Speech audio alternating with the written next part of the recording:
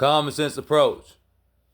I have made a few videos about the Somalian people of America and their situation that's taking place at this current moment in times.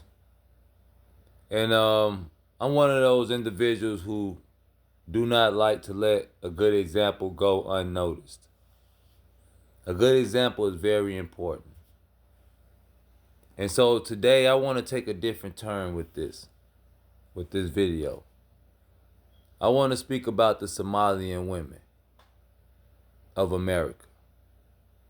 And in some shape, um, I'm gonna throw them a flower. Not flowers, but I'm gonna throw them a flower. Now, just like other Americans, I don't appreciate what the Somalian people have done. I felt they kind of bit the hand that fed them and took advantage of our good deed. But many people have done that who have come to America. Now, Uncle Sam offered every woman in America the same thing he offered the Somalian women. You see, Uncle Sam offered, the American women the option of having a husband in the house or a male in the house or having Uncle Sam take care of them. And a lot of them chose Uncle Sam and put the man out the household or went out and got a household without having a man there, just so they can receive those benefits from Uncle Sam. And so Uncle Sam offered that to the Somalian women as well. And those women went in there and they displayed both hats. Like they was the mother and the father. Like they was having to take on both roles. They displayed that. But that's not what it really was. See, there was a plan made between the Somalian men and the Somalian women. And those women, they stuck to the plan. The Somalian women stuck to the plan. See, they went down there and they said, yes, I'm a single mother, single parent. There's no man around. There's no father, no husband. But see, what it looks like that they was doing was traditional weddings and wasn't going down to City Hall and getting that paperwork.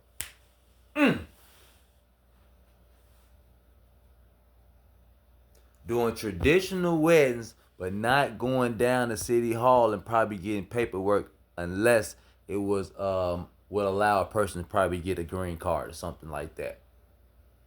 Because you cannot go down to like public aid, or welfare or whatever, and say, hey, there's no man around, but it shows on your record you're married.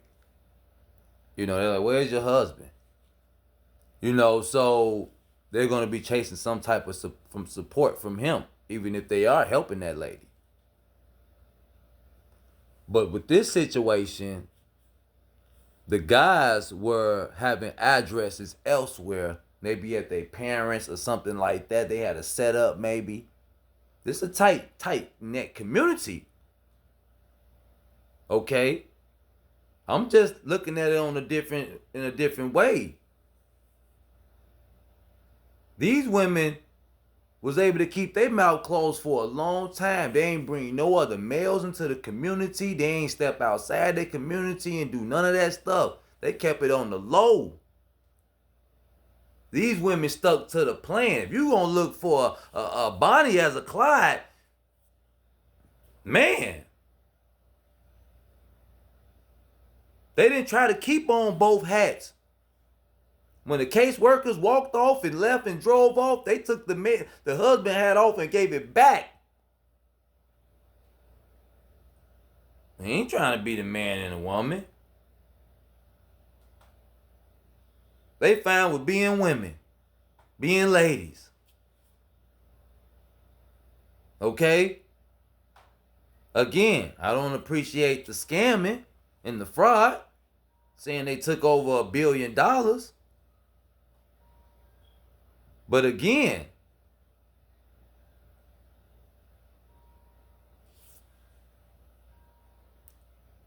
this is how you stick to the plan. If we gonna ride it out as the people, this is how we were supposed to ride it out. They ain't let nobody come between their relationships as men and women. That you ain't hearing none of that. They ain't letting you divide them either.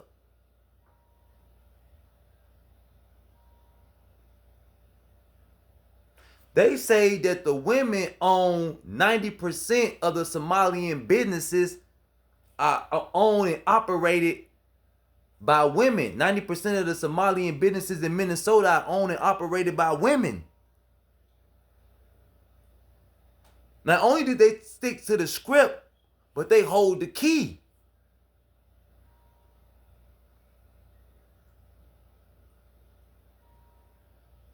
Okay? Silence is golden. Do you hear me? Played the cover-up game. Ain't walking around in red bottoms and none of that. Holding and got the country out of a Holding.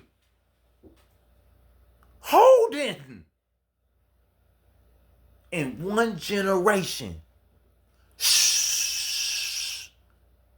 Don't tell nobody. It's common sense approach. I'm out.